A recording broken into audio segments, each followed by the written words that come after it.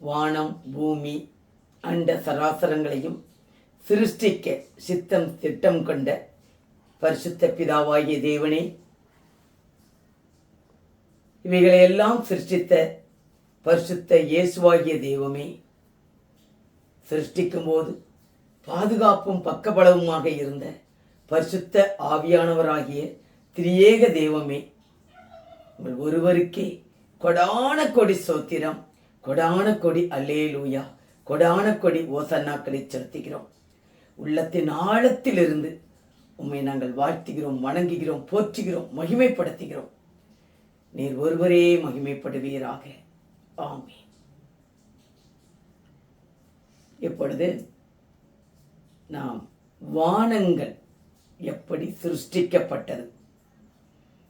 ஒருவேளை நீங்க யோசிக்கலாம், என்ன பைபிளை பற்றி பேசுனீங்க, வானம் பூமி இதெல்லாம் தேவையா? ஒரு விஷயத்தை நீங்க நல்லா புரிஞ்சுக்கணும். பைபிள் ஒரு மத நூல் அல்ல, நல்ல ஒரு மார்க்கத்தை, அதாவது ஒரு வழிகாட்டி, ஒரு கைடு. நீங்க என்ன படிப்பு படித்தாலும் சரி, மெடிக்கல், லா, அக்ரிகல்ச்சர், ஆஸ்ட்ரானமி, ஓசியாலஜி, என்ன படிப்பு படித்தாலும் அதுல உங்களுக்கு சந்தேகமான, விளங்கி கொள்ள முடியாத அத்தனை கேள்விகளுக்கும் பதில் இந்த பைபிள்ல இருக்கிறது. இன்னைக்கு அது மனிதர்களுக்கு அது புரிய மாட்டேங்குது. அதை ஒரு மத நூலாவே பார்த்துக்கிட்டு இருக்கிறாங்க.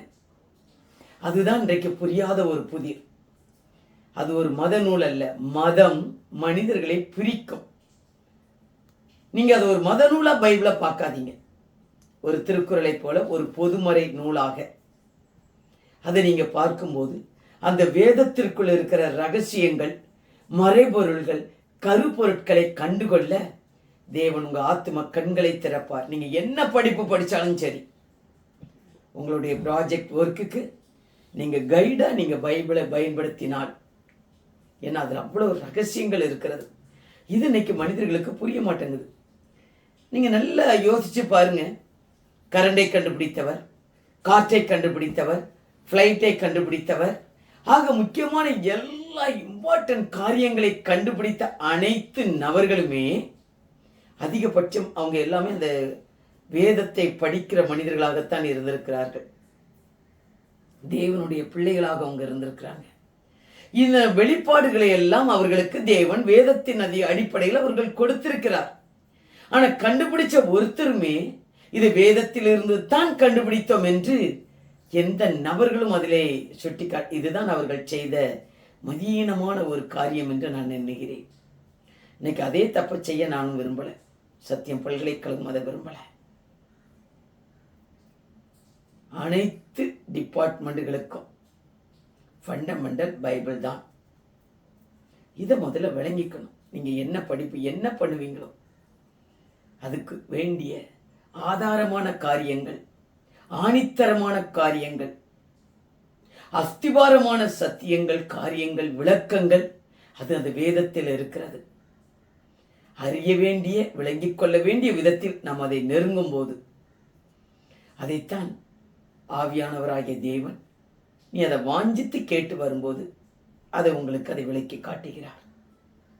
இதை ஒரு மத நூலா யாரும் பார்க்கக்கூடாது. ஒரு பொதுமறை நூல். இதுல நிறைய விஷயங்கள், ரகசியங்கள், மகத்துவங்கள் இருக்கிறது. இப்போ பார்த்தீங்கன்னா தானியேல் 5:12 தானியேலுக்கு தேவன் சொன்னார், ராஜாவினால் பெல்தசார் என்னும் பெயரிடப்பட்ட அந்த தானியேலுக்குள் சொப்பனங்களை வியர்த்தி பண்ணுகிறதும் புதை பொருள்களை வெளிப்படுத்துகிறதும் கர்களானவைகளை தெளிவிக்கிறதுமான அறிவும் புத்தியும் விசேஷித்த ஆவியும் உண்டென்று காணப்பட்டது. அதாவது ஒரு அடிமையா தான் அங்க போய் உட்கார்ந்திருந்தார். ஆனா அவருக்குள் அந்த விசேஷித்த விதமான புதை பொருள், மறைப்பொருள், சொப்பனங்களுக்கு வியாக்கியானம் சொல்றது, கருகலான காரியங்களை கண்டு கொள்வது, இது எல்லாவற்றையும் தேவன் அவனுக்குள் வைத்திருக்கிறார். அவன் நல்ல ஒரு தேவ மனிதன். அந்தி சந்தி மத்தியான வேளைகளில் தேவனை அவன் தொழுது கொள்ளக்கூடியவன்.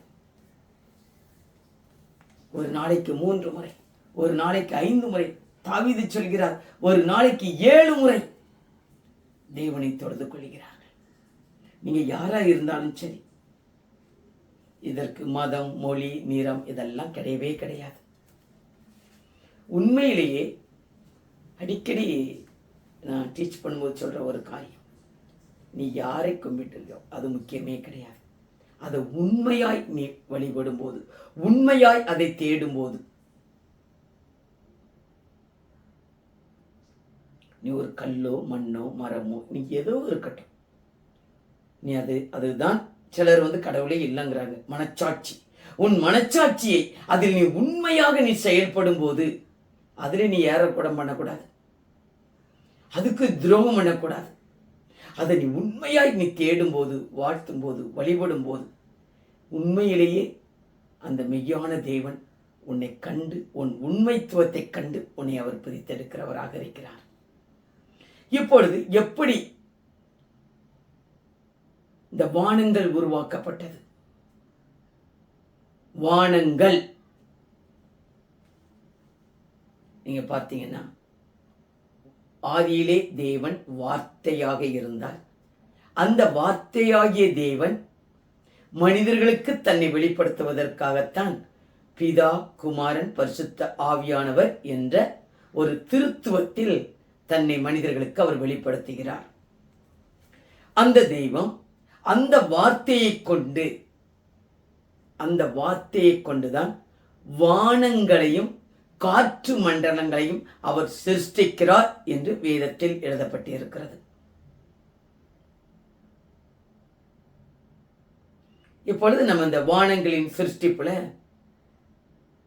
பல பகுதிகளாக நம்ம பிரித்து கூட நாம் பார்க்கலாம். முதலில் சங்கீதம் 33:6 முதல் பகுதியாக, கர்த்தருடைய வார்த்தையினால் வானங்களும் அவருடைய வாயின் சுவாசத்தினால் அவைகளின் சர்வ சேனையும் உண்டாக்கப்பட்டது என்று வேதத்தில் எழுதப்பட்டிருக்கிறது. இது சத்தியம், இதுல மாறுதலே கிடையாது. உண்மைகள் மாறும், ஆனா சத்தியம் மாறாது. அதனால தான் நம்ம ஆரம்பத்திலிருந்தே ஒவ்வொரு எழுத்தின் உறுப்புகளும் சத்தியம், பல உறுப்புகள் சேர்ந்த எழுத்துக்கள் சத்தியம், பல எழுத்துக்கள் சேர்ந்த வார்த்தைகள் சத்தியம், பல வார்த்தைகள் சேர்ந்த வசனங்கள் சத்தியம், பல வசனங்கள் சேர்ந்த அதிகாரங்கள், புத்தகங்கள் ஆக இந்த வேதம் சத்தியம். உண்மைகள் மாறும், ஆனால் அந்த சத்தியம் என்றைக்குமே மாறுவதில்லை, மாற்ற முடியாது. யாராலும் அதை மாற்ற முடியாது. காரணம், வார்த்தை தான் தெய்வம், அந்த தெய்வம் தான் வார்த்தை, அந்த வார்த்தை தான் இன்றைக்கு எழுத்துக்களாக, சத்தியங்களாக நம் கரத்தில் இருக்கிறது. நம்ம யாரா இருந்தாலும் சரி, அதே ஒரு ப்ராஜெக்ட் ஒர்க்காக, நம்ம என்ன படிப்பு படிக்கிறவங்களா இருந்தாலும் சரி, வானமண்டலம், புவியியல் சார்பாக, அக்ரிகல்ச்சர், ஆஸ்ட்ரானமி, ஓசியாலஜி, நீ என்ன படிப்பீங்களோ, கடலியல், ஏன் கூட்டுறவங்க பெருக்கிறவங்களுக்கு கூட அங்கே வேதத்தில் நீ என்ன பண்ணணும்னு இருக்கிறது. விளக்கை கொளுத்தி, வீட்டை பெருக்கி, நீ என்ன வேலை செய்தாலும், உங்களுக்கு என்ன தேவையாக இருப்பினோ அது அந்த வேதத்தின் அடிப்படையில், அதை நீங்க ஒரு மத நூலாக பார்க்காதபடி உலக பொதுமறை நூலாக, நம்ம படிக்கிற ப்ராஜெக்ட், நம்ம படிக்கிற மேஜர், அதில் எது நமக்கு விளங்கவில்லையோ அதை இந்த வேதத்தின் மூலமாய் போனால் கண்டு கொள்ள முடியும் என்ற ஒரு விசுவாசம், ஒரு நம்பிக்கை, தெய்வத்தின் பேரில் தேவன் எனக்கு அது வழிகாட்டுவார் என்ற நம்பிக்கையோடு நீங்கள் அந்த வேதத்தை நீங்கள் தொட்டு பார்க்கும்போது, அதற்குள் போகும்போது, எல்லா ரகசியங்களையும் தேவன் நமக்கு வெளிக்காட்டுகிற தேவனாக, வெளிப்படுத்துகிற தேவனாக, ஒரு தானியேலுக்கே அவ்வளவு பெரிய காரியங்களை சொல்லியிருக்கும் போது, இந்த புதிய ஏற்பாட்டில் நமக்கூட இருந்து இதையெல்லாம் நமக்கு கற்றுக் கொடுக்கத்தக்கதாக பரிசுத்த ஆவியானவராகிய தேவனை நம்மோடு அவர் வைத்திருக்கும் போது, அவருடைய துணையோடு எல்லா ரகசியங்களையும் நம்மளால் கற்றுக்கொள்ள முடியும். முதல்ல வானங்களை குறித்த ஒரு ரகசியம், கர்த்தருடைய வார்த்தை. இந்த வார்த்தை தான் காற்றையும் வான மண்டலங்களையும் அது உருவாக்குகிறது. வானங்கள் நல்லா புரிஞ்சுக்கணும். அப்போ ஒரு வானம் கிடையாது, 3 வானங்கள் அங்கே இருக்கிறது. பூமியிலேருந்து நீங்கள் மேலே எட்டி பார்க்கும்போது மேக மண்டலம் இருக்கிறது, அதுக்கு மேலே ஆகாய மண்டலங்கள் இருக்கிறது, அதற்கு மேலே முதல் வானம் சூரிய சந்திரன் இவைகள் இருக்கிற முதல் வானம், அதுக்கு மேலே 2ஆம் வானம் நட்சத்திர மண்டலங்கள்லாம் அங்கே இருக்கிறது. ஏன் கள்ள தீர்க்கதரிசியும் அந்த 2வது வானத்தில் தான் இருக்கிறான். நம்ம பண்ணுற ஜபத்தெல்லாம் மேலே போடாமல் தடை பண்ணுறவனும் அவனு தான். ஏன் சொல்கிறேன்னா, தானியேல் என்ற ஒரு தேவ மனிதன் ஜெபிக்க உட்கார்ந்தார். அவர் ஜெபிக்க ஆரம்பிப்பதற்கு முன்பாகவே அவருக்கு என்ன தேவை என்பதை தேவன் அறிந்து காபிரியேல் தூதனை கூப்பிட்டு, என் மகன் தானியேல் ஜெபிக்க போகிறான், அவனுக்கு வேண்டிய பதிலை கொண்டு போய் என்றுதான் கொடுத்து அனுப்புகிறார். பிதாவாகிய தேவன் கொடுத்த அந்த பதில், பிரதான தூதர்களின் ஒருவனாகிய காபிரியேல் அதை எடுத்துக்கொண்டு வரும்போது அந்த காபிரியேலே சொல்கிறார் தானியேல்கிட்ட வந்து, தானியேலே, ஏன்னா தானியேல் ஜெபித்து கொண்டு இருக்கும்போது தானியேல் உள்ள போறாரு. தானியேல் பயப்படுகிறார். பயப்படாதே, நான் லோகத்திலிருந்து தேவன் அனுப்பி நான் வந்தவன், என் பெயர் காபிரியேல். நீ ஜெபிக்க அமர்வதற்கு முன்பாகவே உன் ஜெபத்திற்கு பதில் கொடுக்கப்பட்டது. நான் அதை எடுத்துட்டு தான்ப்பா வந்தேன். ஆனால் வான மண்டலங்களில் அந்த பெர்சிய தேசத்து அதிபதி, அதுதான் கோட்வேர்டு. வேதத்தில் நிறைய ரகசியங்கள், மகத்துவங்கள், மறைபொருள்களை கண்டுகொள்ள வேண்டுமானால் அந்த வேதத்தினுடைய கோட்வேர்டு, பாஸ்வேர்டு, நம்பரிங் சிஸ்டம், கருப்பொருள், இதெல்லாம் முதல்ல நம்ம கற்றுக்கொள்ளணும். இப்போ ஒரு கம்ப்யூட்டர், ஒரு லேப்டாப் அது ஓப்பன் பண்ணணும்னா அதுக்கு ஒரு கோட்வேர்டு, பாஸ்வேர்டு இருக்கிறது. அதே மாதிரி தான் வேதத்தினுடைய ரகசியங்கள், மகத்துவங்களை நீ கண்டுபிடிக்க வேண்டுமானால் அதற்கு ஒரு நம்பர்ஸ் இருக்கிறது, அதுக்கு கோட்வேர்டு, பாஸ்வேர்டு இருக்கிறது. அதை முதல்ல தெரிஞ்சுக்கணும். காபிரியேல் சொல்கிறார், பெர்சிய தேசத்து அதிபதி. என்ன அங்க எங்க இருக்கிறார் பெர்சிய தேசத்து அதிபதி? அது தள்ளப்பட்ட அந்த பிசாசுகள் தனக்கென்று வைத்துக் கொண்ட பெயர்களில் ஒன்று. அவன் கள்ள தீர்க்கதரிசி. வான மண்டலங்களில் 2வது வானத்தில் அவன் உட்கார்ந்துருக்கிறான். இவன் எப்படி அங்கே போனான்? இதெல்லாம் ஒரு பெரிய ரகசியம். உள்ளே போகும்போது நம்ம பார்த்துக்கலாம். அப்போ இவன் அங்கே இருக்கிறான். அங்கே இருந்து தெய்வம் கொடுத்து அனுப்புகிற அந்த ஜபத்திற்கான பதிலையே கொண்டு வர விடாமல் அவன் பிடிச்சு வச்சிருக்கிறான். அவன் சொல்கிறான். அப்போ இவன் பிடிச்சி வச்சுக்கிட்டான். தானியேல் ஜெபம் பண்ணிக்கிட்டே இருந்திருக்கணும் இல்லையா? இதுதாங்க நடந்திருக்கும். அப்போ இவன் ஜெபம் பண்ண ஜபங்க பரலோகத்துக்கு போயிருக்கணும். பிதா கேட்டார், இந்த தானியேல் பண்ண ஜபத்திற்கு நான் பதிலை கொடுத்து விட்டேனே, இன்றுமே அவன் ஜெபித்து கொண்டு இருக்கிறான். எடுத்துட்டு போன காபிரியேல் எங்கே?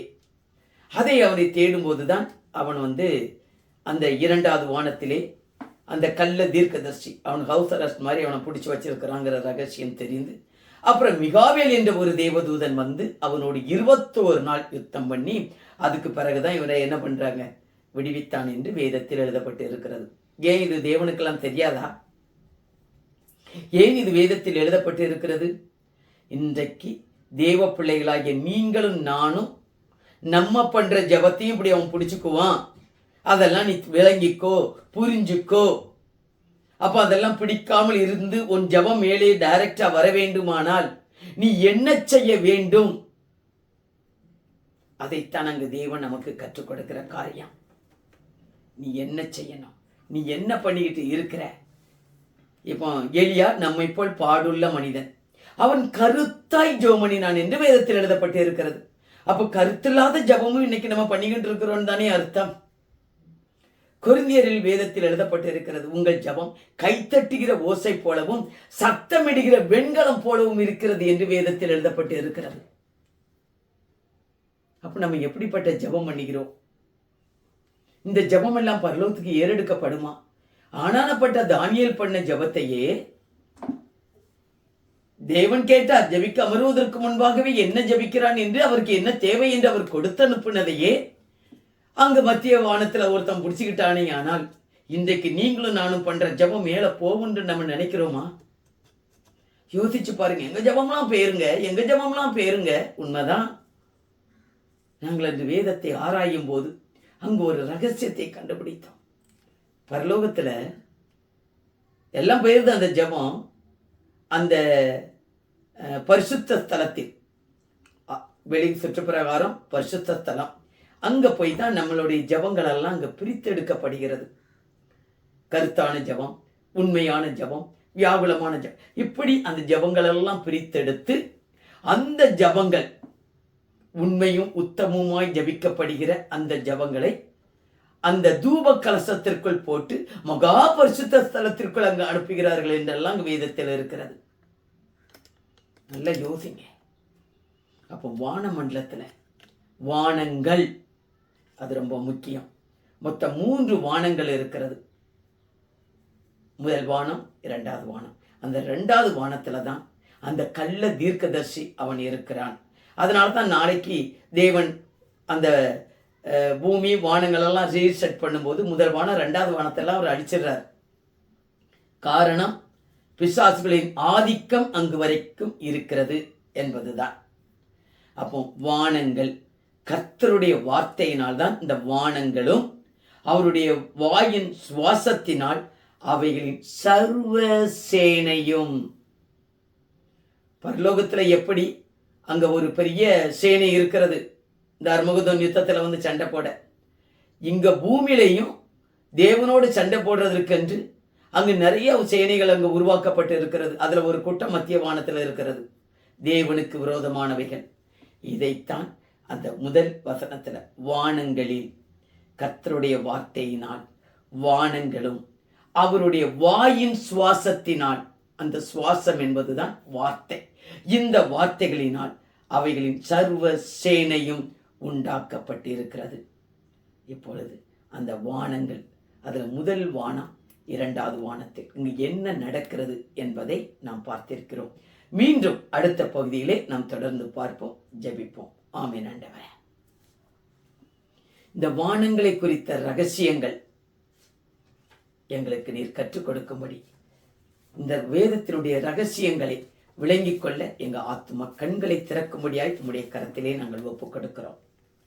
வானங்களை குறித்ததான வெளிப்பாடுகள் நீர் கற்றுக்கொடும். நீங்க கற்றுக் கொடுங்க, நாங்களும் கற்றுக்கொள்கிறோம். அந்த ரகசியம் எங்களுக்குள் கடந்து வரட்டும். மீட்பர் இயேசுவின் இனிய நாமத்திலும் பரிசுத்த ஆவியானுடைய ஒத்தாசையில் ஜெபிக்கிறோம், ஜீவனுள்ள நல்ல பிதாவே. ஆமென்.